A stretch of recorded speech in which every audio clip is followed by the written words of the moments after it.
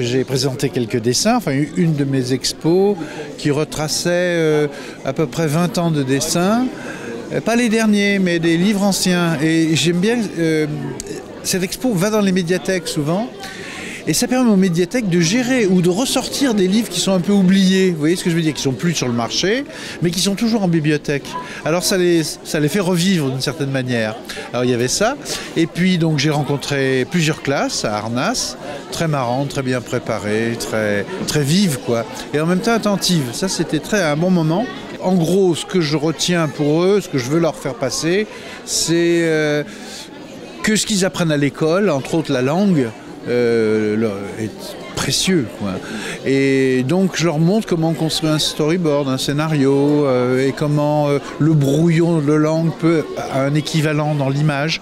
C'est qu'on fait un brouillon d'image et ils comprennent ça assez vite. Ça sert à rien de faire une phrase très alambiquée si elle dit pas ce qu'il faut. Oui.